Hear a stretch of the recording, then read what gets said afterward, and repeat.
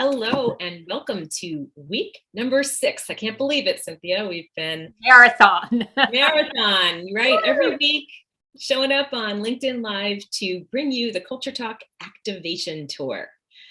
We have a special guest this week, which Cynthia's going to introduce in a moment. But before we do and dive into this week's topic, which is engagement and retention, I wanted to give you sort of a little background on this activation tour.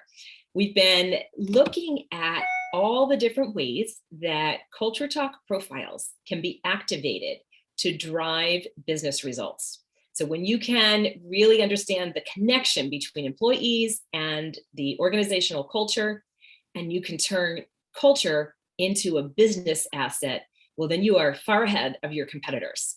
And we've had an opportunity to visit a number of the different ideas, and we're excited to wrap things up today as we lead into our next certification cohort on January 20th. So this whole thought today around engagement and retention is not new. Philip was an expert in that area. She's going to be talking to us about that, but it is really timely. Some statistics and recent articles that have been posted. A great line from something that just came out this week from MIT Sloan. Here's a line from, I'm just going to read it because I can't do it better than this. Yeah.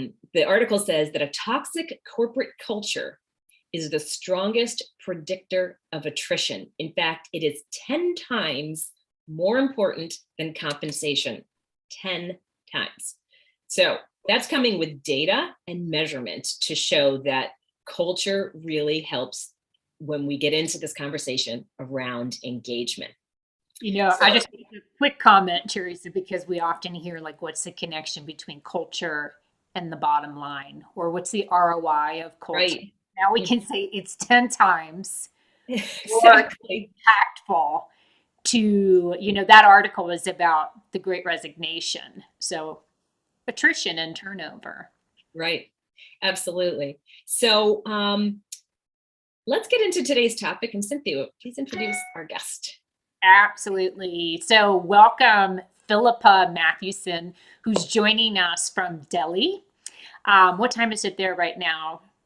It's just 9:30 at night, Cynthia. 9:30. Oh, so happy you're here. And here it's just 9 a.m. in Denver. So it's so fun to have this cultural conversation that really transcends geography when it comes to organizational culture and the kinds of challenges that people struggle with. Philippa joined our Culture Talk community right at the beginning of the pandemic. Yeah, it was. Yeah. Wow. You were in our first session. As amazing how that's become a time marker, right? And, but her company, she's a co-founder of Transium. And I love, Philippa, the way that you describe the focus of Transium as being focused on building cultures of engagement, development, and growth. So I'd love for you to share a little bit more about how you got where you are today and what you're doing at Transium.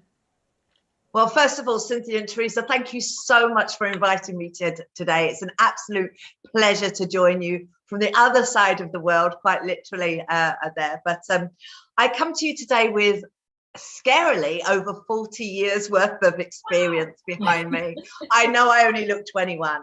And I spent 37 of those years as what I fondly call a corporate kid, predominantly in the travel and the finance industries.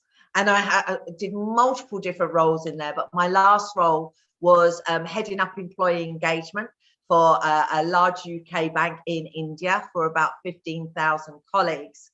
And over the last 4 years or so, I've been working as a consultant, and I'm on a real personal mission. And that personal mission is really to inspire business owners and business leaders to build what I call a sustainable culture of employment engagement, and so that every employee falls in love with their organization. And that's my absolute passion and mission. As you know, I'm based in Delhi in India. I fell in love with India over 16 years ago when I came on a 3-month secondment, just literally fell in love with India and decided never to go home. And my client base kind of spans multiple different industries and sectors. And at the moment, I find myself predominantly working with tech companies, interestingly enough, who are going through a really tough time with the Great Resignation. And so this topic that we're covering today is so very important. Well, welcome. So now you're hearing Philippa has had a lot of experience, and even really with very large organizations, which I love, because I think that when we work in a large organization and experience those things, when we bring that experience into growing organizations, right, it gives us that frame of reference. Philippa, I'd love to start off if you could just, for us as the expert, define employee engagement. What is, like, there's so many terms that we toss. Oh, there is. There's so many, and there's so many different definitions. But to me, employee engagement really refers to that emotional commitment that an employee has with the organization and its employees and vision and goals. So in a nutshell, that's what to me is about. I think it's useful just to reference as well to what employee engagement isn't, because a lot of people get confused. Yeah. You know, employee engagement isn't about employee satisfaction. So being satisfied is a good start, yeah, being satisfied with being at work in your working environment. But, you know, engagement goes so much deeper than that.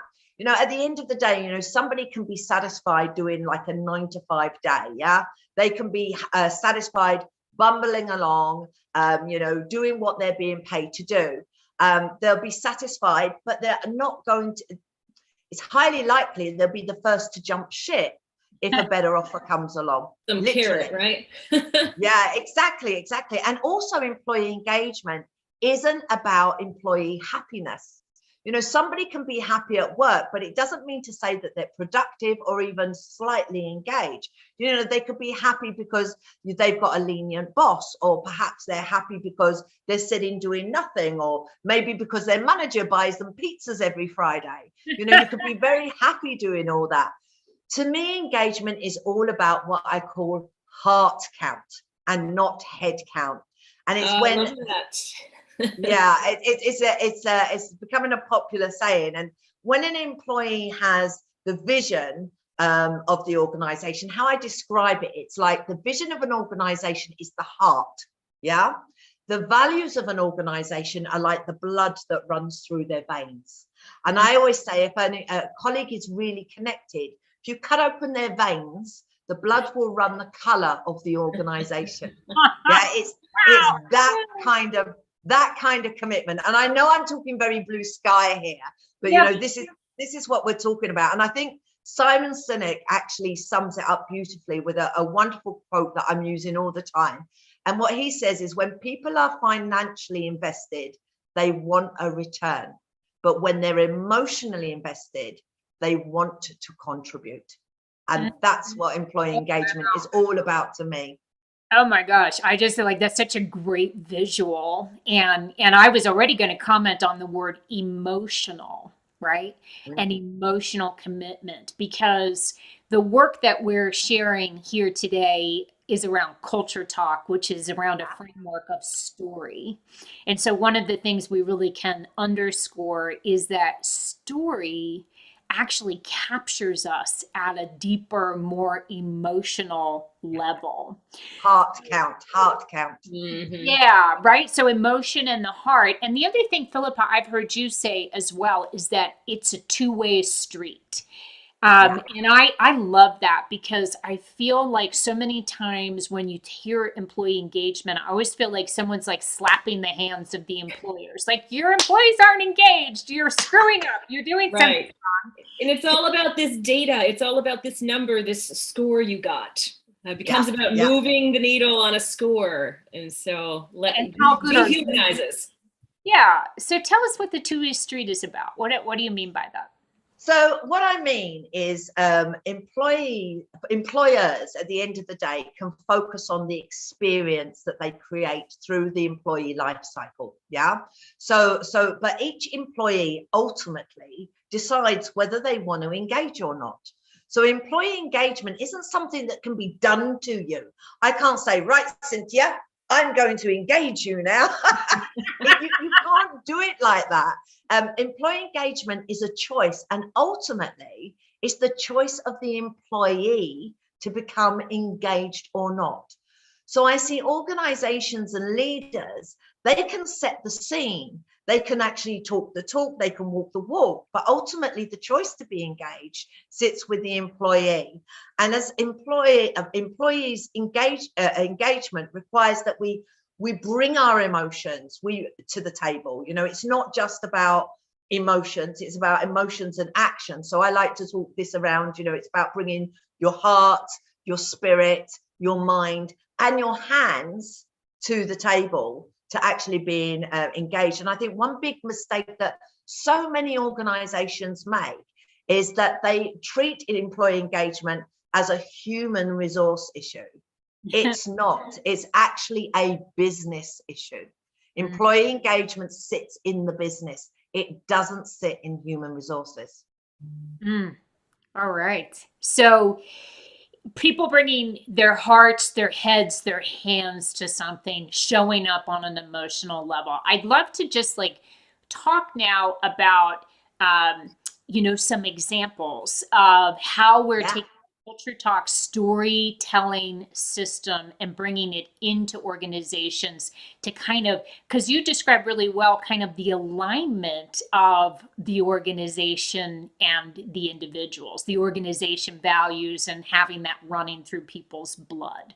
So, Teresa, maybe we could have you share 2 examples of places where we have applied Culture Talk storytelling framework and have created both the environment and the buy-in. Right. Awesome. So let me first tell you about a destination management company that used this thought about organizational culture and what role does that play? You know, how do we get clear on what is our story? So we're asking, like Philippa talks about, to have people emotionally connected and engaged. It's really important that the organization is clearly articulating what they want you to engage with. Like, what is our way of being here? And what are we committed to? And that, you know, what are the behaviors that we're going to put in place on repeat so that we are living this experience? So this destination services company used Culture Talk for Organizations profile to get really clear on what is the organizational culture here. And using the archetype framework, they landed solidly and, really were able to articulate clear stories and paints a really clear picture around the sage and the hero archetype. And so then as they drew that out for their staff, they used it when they were bringing on new groups, so that as through multiple mergers, they were able to, get people to feel the heart of that story, so that as they were wanting people to buy in and get engaged, they were actually literally telling stories and the lore and the company history all through a very rich medium that made it really clear how should you be engaged and what should you be engaged with. So that was one example. And the business side of that is the outcome when the owner went to sell that business. When she went to sell that business, she was able to really clearly articulate what the value of the culture was, and then increase her multiples substantially, make a much greater exit because she was really clear about what this company delivered, and she was able to retain staff, which, as we know, is huge. Yeah, so that's an example. An example of an organization. So what is the organization's role? How do they define culture and experience through story? Right, authentically, right? Yeah. Not just a marketing campaign, but an authentic measure that aligns with both, the things we're good at and the things that we struggle with. So I think, we all know that we're looking for honesty these days. We're looking for an, actual reflection of what's happening in the organization. Yeah. So that's one idea. Let me pull over to Philippa for 1 minute. And I do want you to share that second example, but I know, Philippa, right now you are working with an organization where, you've expressed to the leaders, hey, our new leaders that are stepping into leadership roles, like they don't know how to do this. They don't know how to get people charged up and heart-centered. Absolutely, and this is why I've recommended that we use CultureTalk assessment to actually help them with that, because only by understanding your own story, the language that you use, the story that you have about yourself, you can even then apply it to the organization. I think what we kind of tend to forget is that employee engagement is about that real level of commitment to all the organization's work, and it's about how they feel the way things are done around here, and that's culture. It's not something, I wish I could give somebody a glass of culture and they could drink it, but it doesn't. Well, it would make our job a lot easier. Some culture talk for you, some culture talk for you. But transforming the culture through the leaders, it has so many benefits. It has the potential to really strengthen the brand. It really strengthens the purpose. It really engages the top performers. And I haven't in all my years come across a tool like CultureTalk that can actually do that can actually help you articulate that culture and what it means from a personal point of view to understand, and therefore apply it as an organization. And this client that I'm working with at the moment, they're very excited to be able to use this with their new leadership team and help them define the culture. Yeah. And I love that you're giving individuals that sort of felt experience of, what are my stories? And through looking at my own stories, the awareness about, oh, I see, these are things that motivate me. Here's my reason of being. Here's my purpose. Here's what drives me. And this is how I can contribute fully engaged. Because when they have that experience within themselves, then it becomes much easier for them to lead that kind of experience with the people that they're trying to bring on board and engage. It does, absolutely. And I remember when I did my first assessment, like for myself, 2 years ago, almost 2 years ago, it was scary how accurate it was. And it made me understand myself. Here I am at the ripe old age of la la la, and I'm thinking, and now I understand myself. I understand why I work that way. Yeah. Well, what's so cool too is just like, we're never one story, right? We are each a unique combination of patterns. So everybody's profile is completely unique and everybody gets to fill it out. They get to say, oh, I see, these are my tendencies, but here's how I experience that. There's so much nuance in all of that. I had another Culture Talk partner recently say to me, I got more out of this than therapy.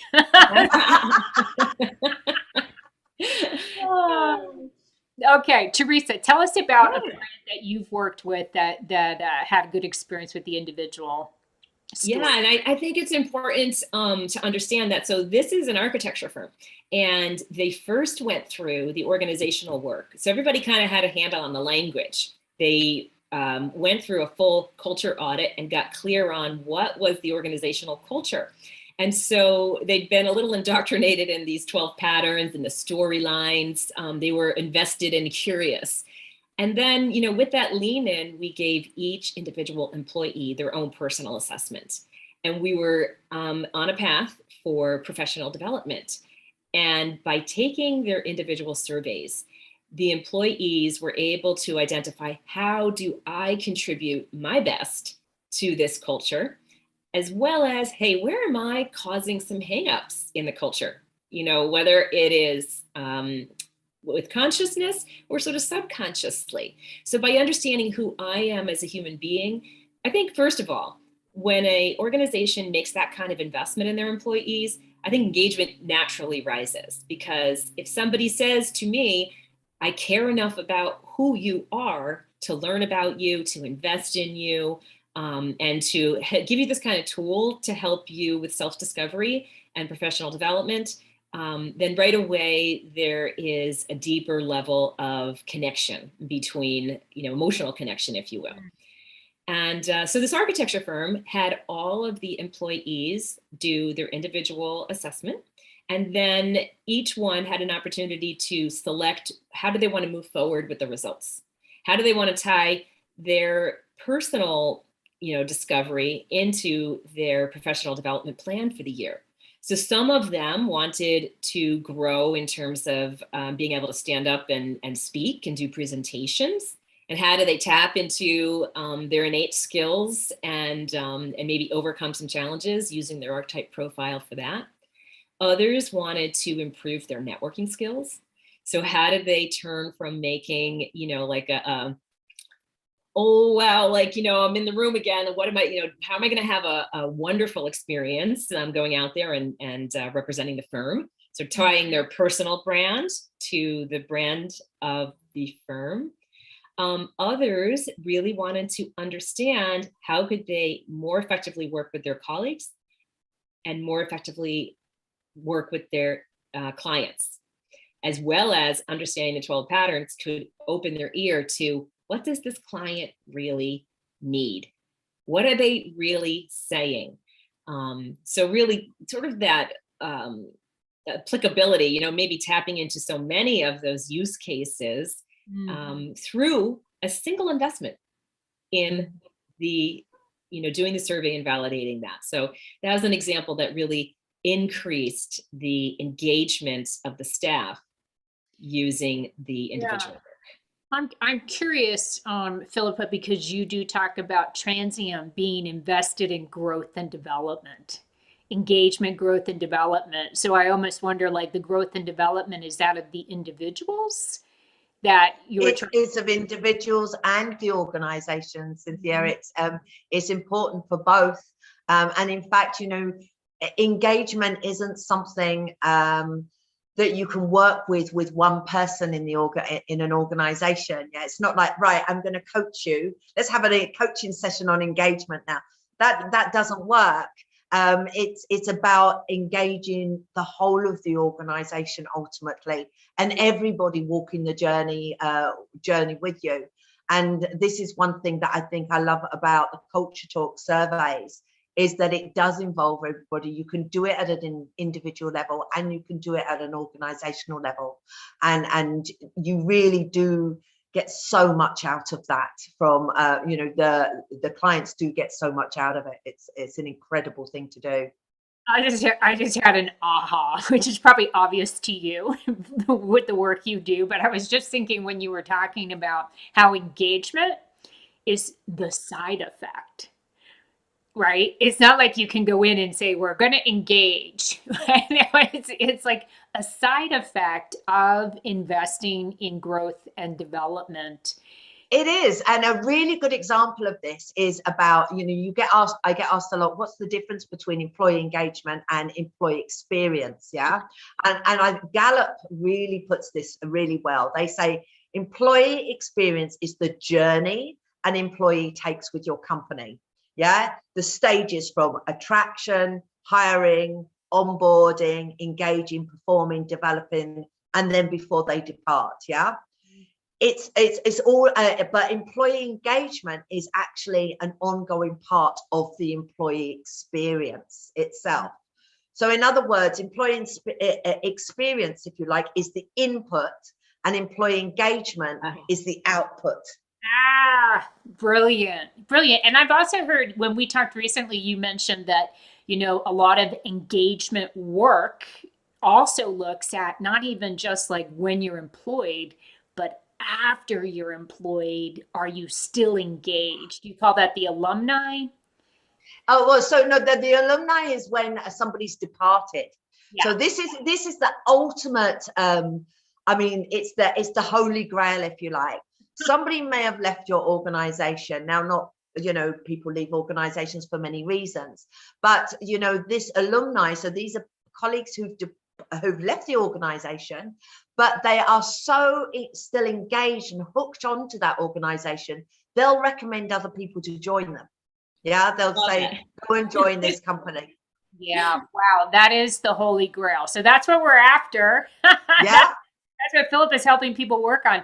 Philippa, tell me just real quickly, not real quickly, but the pandemic, right? There's some engagement stats that we've had for years that show that engagement is an ongoing issue.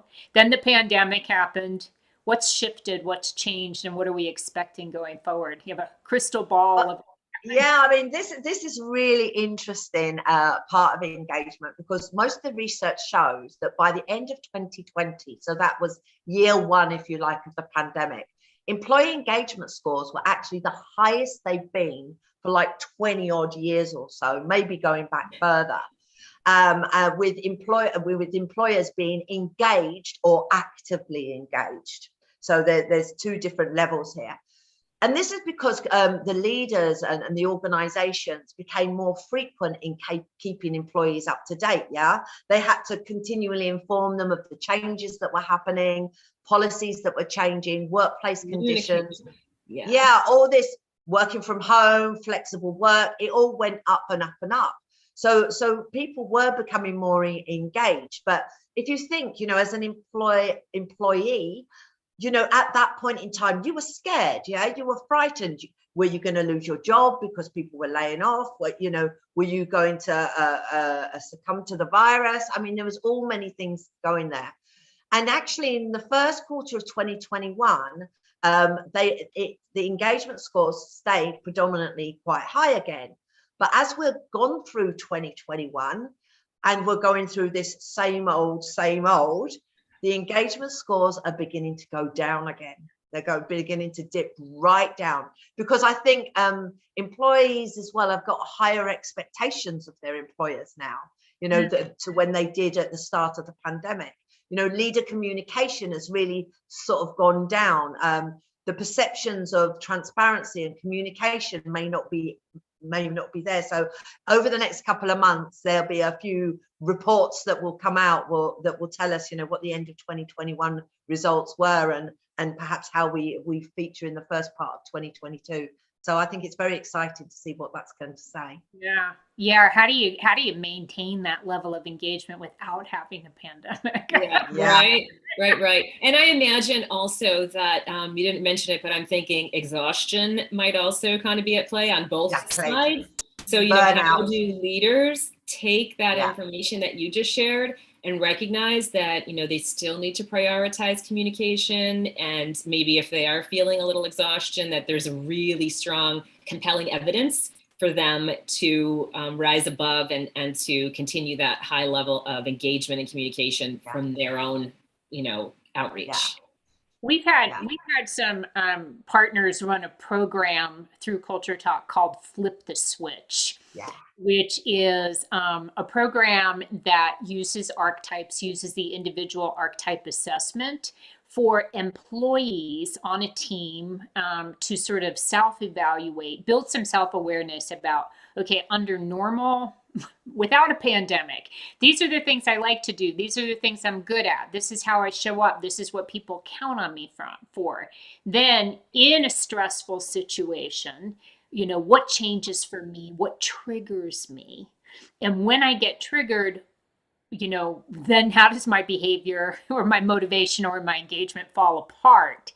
And with that awareness, okay, what do I need personally?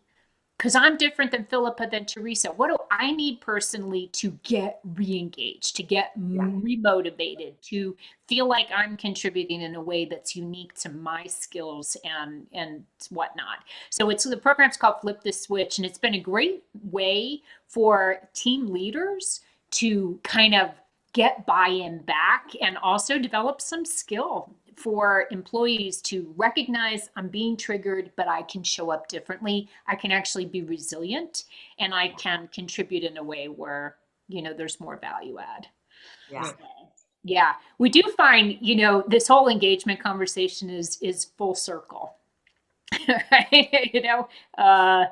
Tell me about that, right? It's like, Yeah, well, right. I mean, you think about it.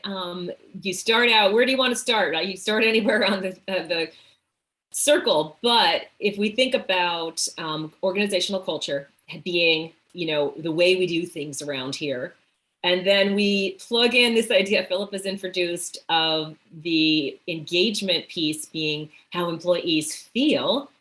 Are they connected? Is there an emotional component? How do they feel about the way things are done around here? And then we understand that that's essentially creating the experience. Some people call it the employment brand that exists. It lives, whether we measure it or not, whether we know how to talk about it or not, the employment brand and that experience exists. And through intentional or just sort of like escaping out into the social world, that gets communicated. So we're here to say, be intentional.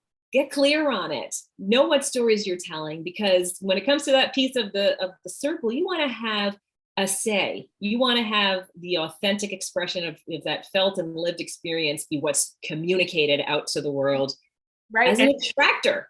Yeah, it's sticky, right? I mean, I think stories make that experience sticky. It gives us something to put a stick into. So yeah. And then to bring it full circle, then that message that gets out there is the best way to attract the best talent for your organization to your organization. And we used to have more control over it. It was like just an exchange that went out and came back in. And today we really we don't maintain control. What we can do is be authentic, be real, and make sure that the stories we're telling are the ones that, we want people to experience about our organization. So if you, we're coming to the end of our half hour here, two comments. One, if you're looking for the holy grail of engagement, that real reciprocal relationship between the organization and the team members, Philippa, tell us how people should get in touch with you and what's the ideal client look like? Well, I think probably that the biggest challenge that most of my clients are facing at the moment is stickiness, retention. But that ultimately is an outcome, of not having a strong culture and employee engagement to hold people to the organization. So I would say if you're a business leader or a business owner out there and you recognize that employees who are emotionally invested in your organization, or as I like to say, you want to get your people to fall in love with your organization. Do you know those those employees are worth their weight in gold? So if you're interested in that, then I would be really interested in talking to you. And as a certified CultureTalk partner, I can take you on a journey that, believe me, will blow you out the water. Easiest way to probably connect with me is through LinkedIn. I don't think there's many Philippa Matthewsons out there. Or you can connect with me on my email at philippa@transium.com. Probably the easiest two ways to connect with me. Awesome. We'll add that into the comments under this posting. And Teresa, take us home. What's coming next? Just done 6 weeks, and what's next? 6 weeks on the road and ready to land at CultureTalk certification. So if you have been listening and joining our conversations and you're intrigued, we'd love to talk to you. Cynthia and I are both available to set up a one-on-one call to give you more information about becoming a CultureTalk certified partner like Philippa and joining the community. We have people in over 15 countries around the world who are part of this community and who are bringing these engagements out to brand engagements, to their mergers and acquisitions conversations, to their employee engagement and culture shift conversations. So there's lots of different ways to apply the framework and the CultureTalk system. Our certification classes begin next week on Thursday, January 20th. And we have 2 distinct time sessions so that we can capture people from different time zones. So if you're interested in the program, you can learn more at getcertified.culturetalk.com or reach out to Cynthia and I for a one-on-one phone call. Do it. You won't regret it. Do it. It's just, it's life-changing. Thank you, Philippa, so much for the feedback and for Thank you. being here and joining us to help us close out and land strong. And we will wish you all a great rest of the week. And goodbye for now.